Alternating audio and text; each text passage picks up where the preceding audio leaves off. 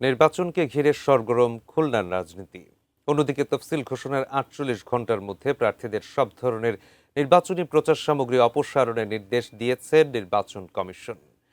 খুলনার শিববাড়ি মোড় থেকে এ বিষয়ে বিস্তারিত জানানোর জন্য সরাসরি যুক্ত হচ্ছেন মোহাম্মদ অসীম। অসীম, নির্বাচনের তফসিল তো ইতিমধ্যে ঘোষিত হয়ে গেছে এবং খুলনাতে নিশ্চয়ই রাজনৈতিক যারা প্রার্থী ছিলেন তারা কিন্তু প্রচারণার জন্য বিভিন্ন সামগ্রী তারা ব্যবহার করেছেন, সেটি অপসারণের নির্দেশনা রয়েছে। খুলনার চিত্রটি জানাবেন।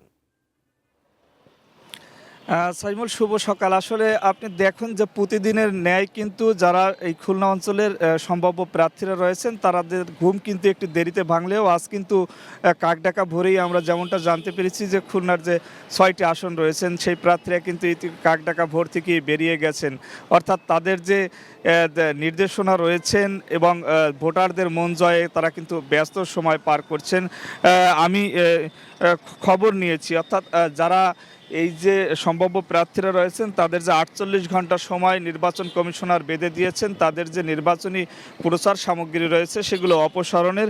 আমরা জেনেছি গতকাল রাত থেকেই কিন্তু সেই সমস্ত প্রার্থীরা কিন্তু ইতিমধ্যেই তাদের কর্মীদের নির্দেশ দিয়েছেন যে তাদের যে প্রচারণাগুলো রয়েছে সেগুলো অপসারণের জন্য। অর্থাৎ তাদের সাথে আমি অনেকের সঙ্গে কথাও বলেছি, তারা যেমনটা বলেছেন যে ইসির যে নির্দেশনা রয়েছে ৪৮ ঘন্টার সময়, সেই ৪৮ ঘন্টার নির্ধারিত সময়ের মধ্যেই কিন্তু তাদের যে নির্বাচনী প্রচারণার সামগ্রী রয়েছেন সেগুলো তারা অপসারণ করতে পারবেন। অর্থাৎ ইসির যে নির্দেশনা তারা সেটি বাস্তবায়ন করবেন। একই সাথে সাইমুল, আপনাকে জানিয়ে রাখি যে আসলে খুলনা যেহেতু দক্ষিণাঞ্চল রাজনীতির একেবারেই প্রাণকেন্দ্র বলা হয়, সে কারণে এখানে কিন্তু একটি উত্তাপ বেশি।